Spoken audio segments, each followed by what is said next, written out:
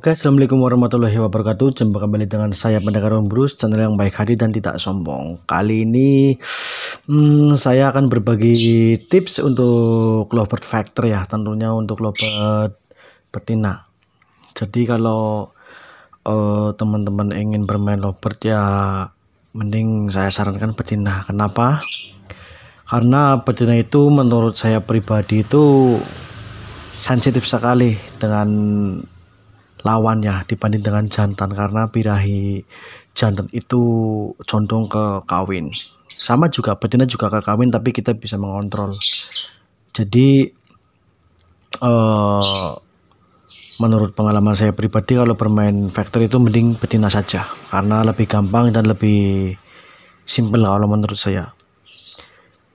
Sebelum saya melanjutkan video ini, saya harap teman-teman mau subscribe ya, karena dengan subscribe itu otomatis teman-teman berteman dengan saya, dan insya Allah saya akan membimbing dan berbagi tips yang sangat mudah. Dengan adanya channel saya, semoga teman-teman khususnya para pemula lebih cerdas ya, lebih paham tentang dunia lovebird. Karena dengan adanya channel ini saya akan mengemas simple mungkin, dan insya Allah akan bisa dimengerti oleh teman-teman. Jadi untuk lovebird betina itu kita harus perhatikan birahi ya. Sebelumnya teman-teman siapkan burung betina yang berbakat lah ya, paling tidak durasi itu minimal 15 detik, karena di pakemnya EO, apapun EO nya, pakemnya 15 detik baru dapat merah. Jadi kalau betina yang durasi di bawah 15 detik mending jangan, karena sayang nanti kita bisa kondangan di kandangan ya. Walaupun burung kerja maksimal, kalau durasinya di bawah 15 detik paling cuma dapatnya hijau. Seperti itu.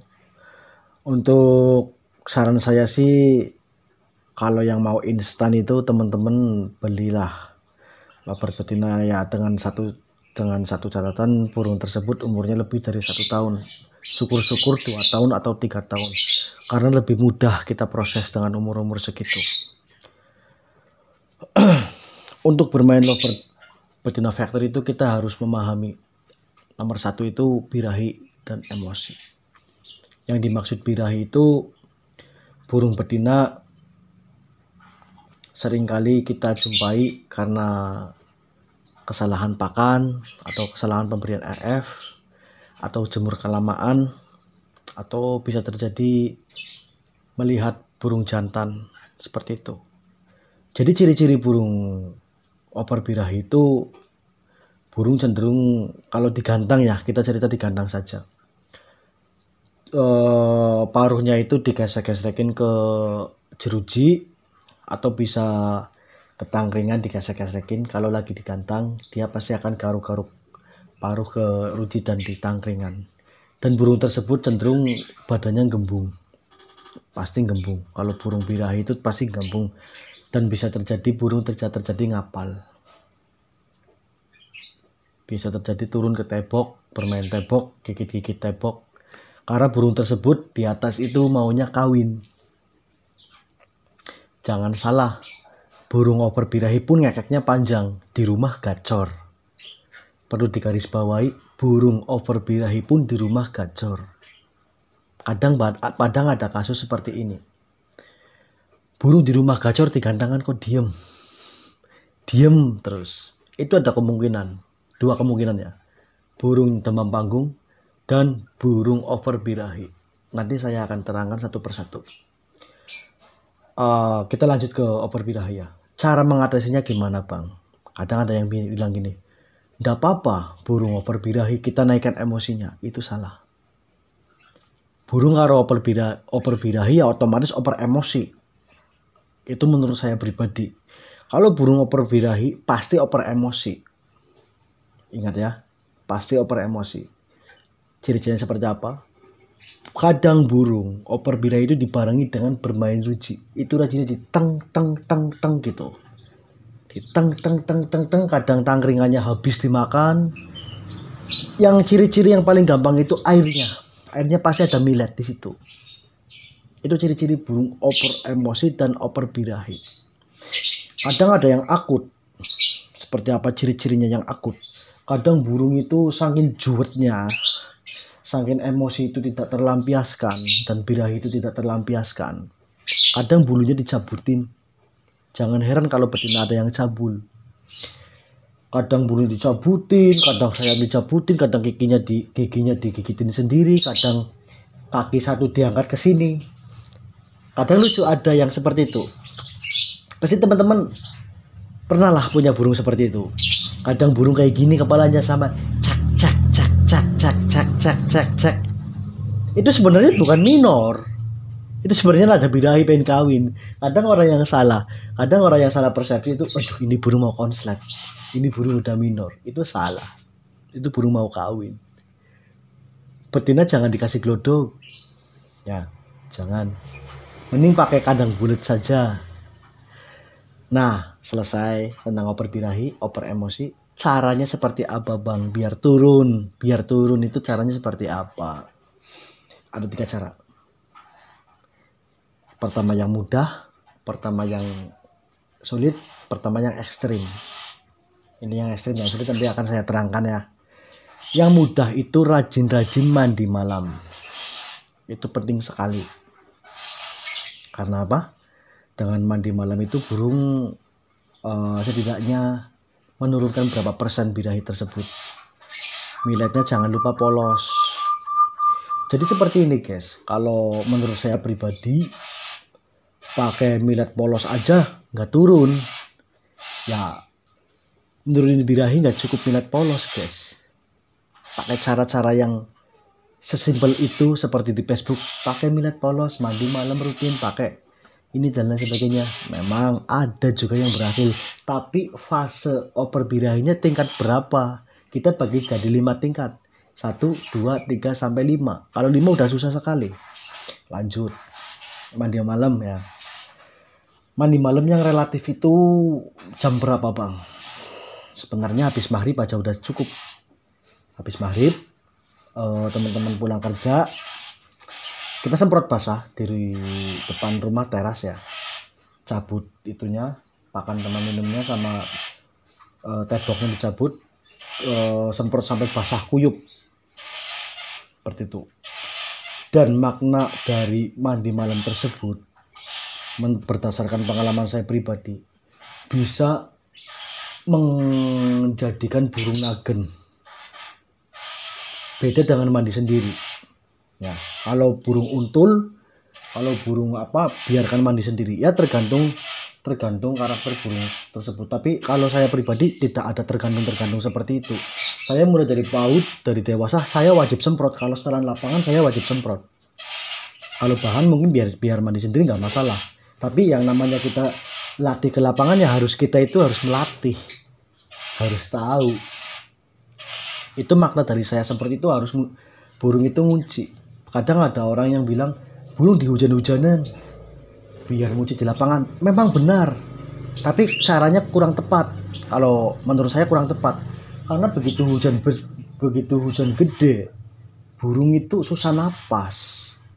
Kadang ada air yang ke hidung, terus-terusan seperti itu malah bahaya, bisa terjadi kena senot. Itu terlalu ekstrim kalau menurut saya. Semprot aja basah nggak apa-apa. Oke, kita pangkas biar ngirit durasi ya. Setelah mandi malam ini nih, kasih saya videonya nih ya biar jelas. Oke teman-teman, kita mandikan sampai basah kuyup, nggak apa-apa. Jangan takut burung kedinginan, karena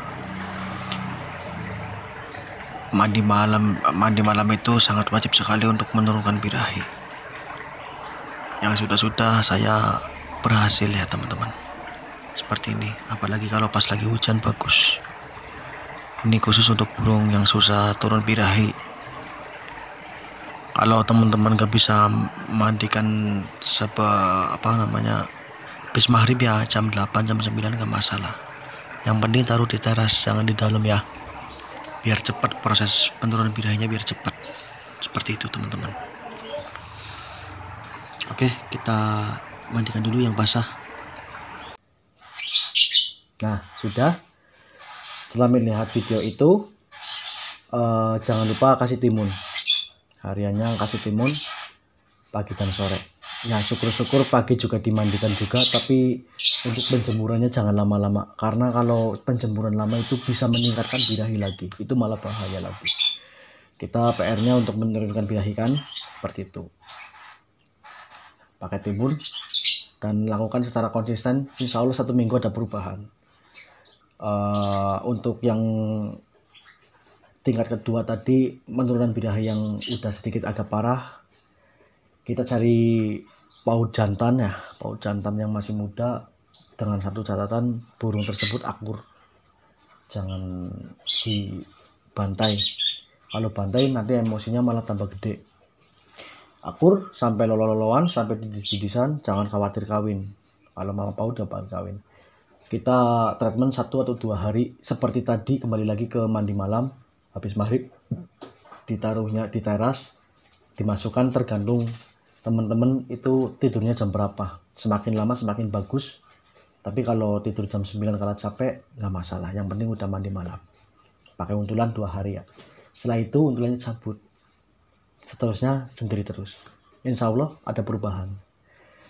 Dan yang paling ekstrim, penurunan birahi yang paling ekstrim itu menurut saya itu yang sudah susah sekali, burung udah loncat-loncat seperti pocong, kepalanya udah muter-muter, kakinya sudah di sini, kadang kalau nangkring kaki satunya di tangan seperti ini dicakar.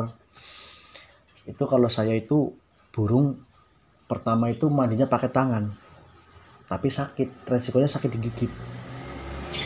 Nggak masalah kalau saya pinter nyakelnya, megangnya saya pinter biar nggak kegigit.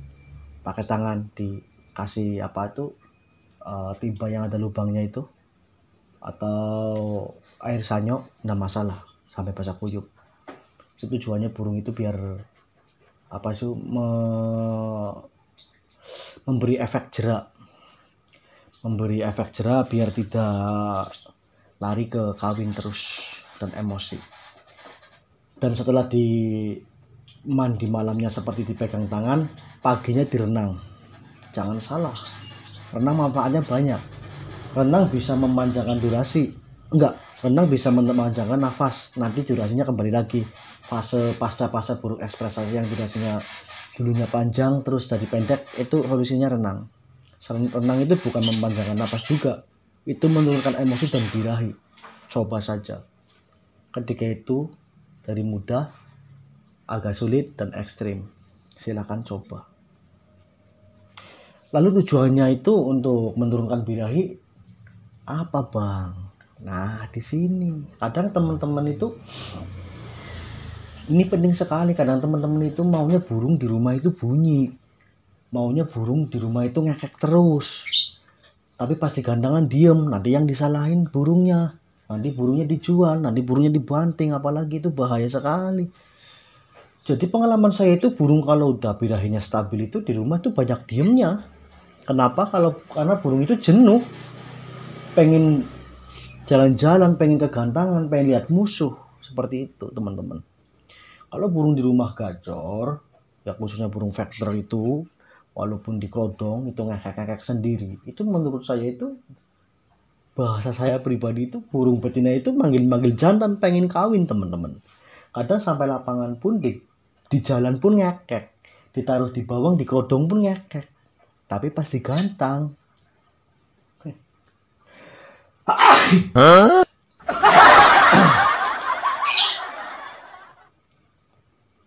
Tapi pasti gantang, bikin majikannya itu sakit hati sekali kondak. Jadi jangan salah persepsi teman-teman. Wah ini burung udah gacor di rumah. Ya dulu saya seperti itu, waktu saya masih bodoh itu seperti itu.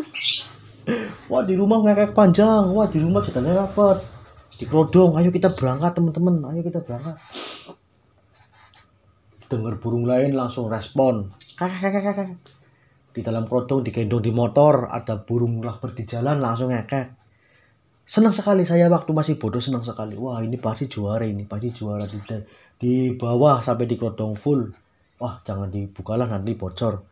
Ngekek terus, keluar durasi, jalannya rapat, pasti gantang melempem, saya jamin, bener. asli. Kalau burung birahinya tidak stabil pasti gacor di rumah. Itu khususnya burung vector, lain dengan burung konslet ya teman-teman ya. Jadi caranya itu ya diturunin birahinya sampai ke titik kalau 100 itu 50%. Jadi nggak usah khawatir teman-teman burung di rumah nggak bunyi. Itu berarti burung itu birahinya stabil. Nanti teman-teman ini perlu diingat ya. Kalau burung di rumah birahinya stabil, pas naik di atas otomatis naik sendiri. Dan naiknya itu tidak melampaui 100%. Dari 50% ke 70% sampai 80%. Tentang emosi jangan khawatir, burung betina itu melihat musuh emosinya naik. Emosi dibaringin dengan birahi pasti dia akan jalan teman-teman. Seperti itu harus diperhatikan dong. Kalau nggak mau kondangan ya harus diperhatikan. Statement saya seperti ini harus diperhatikan. Saya tidak bermaksud menggurui, saya itu bermaksud untuk berbagi pada pemula-pemula seperti saya yang masih belajar itu, biar punya burung juara walaupun juaranya itu latberan kan seperti itu. Ini versinya versi untuk burung vector ya, betina ya, seperti itu.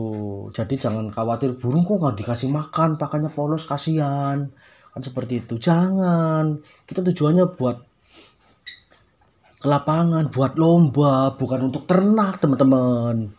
Dikasih jagung tiap hari, kasih pakan kenceng biar enak, dikasih jagung kangkung ya nggak sekalian aja dikasih jantan biar ternak biar nelor kan seperti itu. Kalau tujuannya untuk masteran sih nggak masalah ya teman-teman ya. Ini kan saya treatmentnya buat lapangan kan seperti itu, harus tahu. Nah ini ada lagi, saya berbagi lagi, kalau burung kita kebablasan, tidak birahinya kurang ya, kita di lapangan cukup dikasih jagung 5 butir saja, jangan banyak-banyak, bertahap ya, bertahap, ingat bertahap. 5, terus gimana birahinya naik enggak, kalau kurang ya kasih 6 apa 7 untuk memancing emosinya. Cukup di track sama temen yang lain enggak masalah. Kalau punya sistem jumper, di track dengan jumpernya dulu sebentar biar naik emosinya. Jadi sebelum satu sesi saja nggak apa-apa ya. Kalau nggak punya jumper pakai HP, banyak di YouTube, banyak lovebird, ketik saja lovebird vector di YouTube banyak itu, di track pakai HP nanti akan naruh di situ, burung emosinya memuncak. Jadi kalau khususnya untuk burung masih pemula, masih new gantangan seperti itu, dipancing dulu emosinya. Kecuali untuk burung yang sudah senior, nyampe di lapangan di full krodong, buah krodong pasti akan narik kan seperti itu. Ini saya menerangkan treatment ini mulai dari nol saja lah buat teman-teman yang kasihan. Saya itu kasihan buat teman-teman banyak yang tanya di Facebook, Om gimana caranya biar seperti ini Om, perawatannya polos, air keran. Ya memang saya percaya pakannya polos kiloan, saya percaya. Orang saya juga burungnya pakannya kiloan sama air keran doang teman-teman. Jadi apa gunanya pakan kenceng? Nah nanti saya akan bahas ke part keduanya. Apa sih gunanya pakan kenceng? Apa sih gunanya EF? Apa sih gunanya vitamin? Nanti akan saya bahas. Jadi teman-teman jangan lupa subscribe ya. Nggak rugi nonton video saya itu, nggak rugi. Seperti teman-teman, seperti itu ya. Jadi semoga bermanfaat lah. Harus kita tahu. Jadi teman-teman itu jangan beranggapan burung kasihan dikasih millet kiloan, dikasih apa air keran, apa enggak, kasihan itu biar makan enak kan seperti itu. Karena burung betina itu ya harus stabil. Kalau mau dikasih pakan enak ya cukup diternak saja, kan gampang, produksinya banyak, makanya enak, kawinnya terus seperti ini, kawinnya kan seperti itu.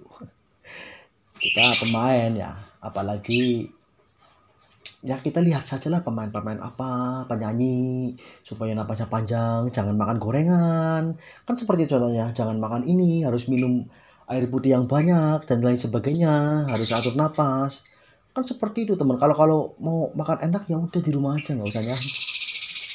Seperti itu ya teman-teman ya. Mudah-mudahan teman-teman bisa paham dengan penjelasan saya. Saya akhiri dulu karena durasinya sudah panjang. Jangan lupa subscribe ya. Nanti kalau ada pertanyaan silakan komentar di bawah. Oke.